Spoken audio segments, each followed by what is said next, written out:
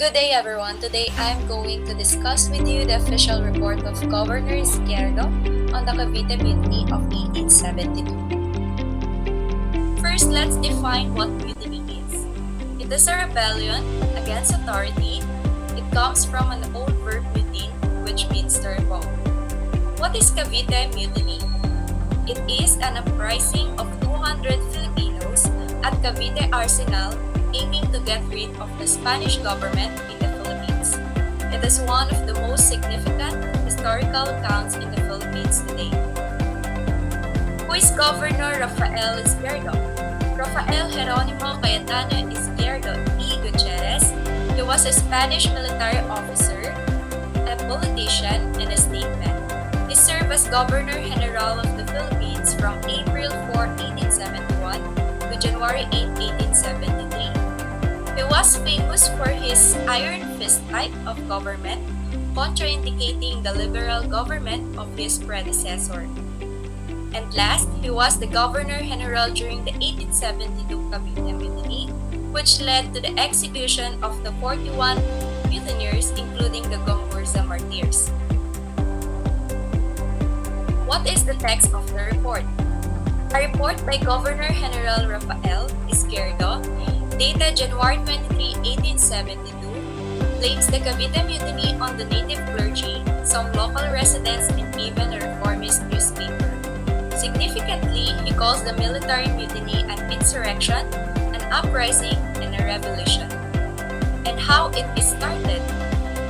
The instigator protested against the injustice of the government in not paying the provinces for their tobacco crops and usury. They encouraged the rebellion by protesting what they called the injustice of having obliged the workers in the Cavite Arsenal to pay tribute starting January 1, 1872 and to render personal service. They persuaded the Indios to join them by claiming that the chief of state would be an ecclesiastic, and with the persuasion, they insisted that God was with them and they would not fail, and to those who will not participate would be killed immediately. They took advantage of the ignorance of those classes and the prosperity of the Indios to steal. They offered wealth, employment, rank, and 15 native battalions would be created. It has not been cleared yet whether they are establishing a monarchy or a republic, because the Indios have no word in their language to describe this type of government, whose head in Tagalog would be called Hari, but it turns out a priest. The priest selected to be head would be the parish priest of San Pedro of Manila, Jose Burgos or Jacinto Zamora. Regiments of infantry and artillery were affiliated with them, as were many civilians and a large number of mestizos, Indios, and ilustrados from the provinces.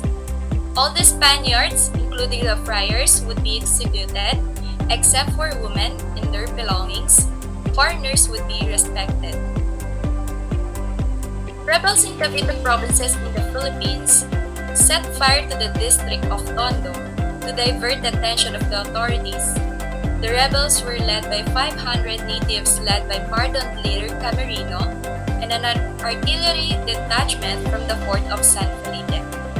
Rebels in Cavite made the signals agreed upon by the means of lanterns, and the native civilians in Bacoor failed because of the vigilance of the Spanish Navy. The uprising should have started in Manila at midnight, abetted by those in Cavite, but the rebels of the city were ahead of time. The civil military governor of Cavite and the commanders of Regiment 7 kept the soldiers loyal and behaved with valor and gallantry. In 1869, there existed in Manila a junta or a center that sought and found followers, and that, as a pretext, they had established a society for the teaching of arts and trades, and according to Governor General Izquierdo, months ago I suspended it indirectly, giving an account to Your Excellency in my confidential report number 113, dated August 1, 1871. It is said that this center or junta received inspiration from Madrid, where newspapers of advanced ideas flourish. To sustain them, subscriptions are locally solicited. In effect, newspapers such as El Eco Filipino One were sent here from Spain, which were distributed by people now in prison.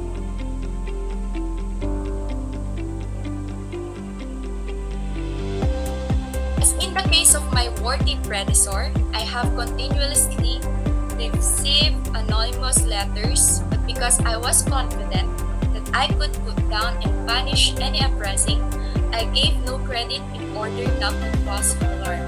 I had everything ready for any untoward possibility, taking into account the limited peninsular force that composes the army.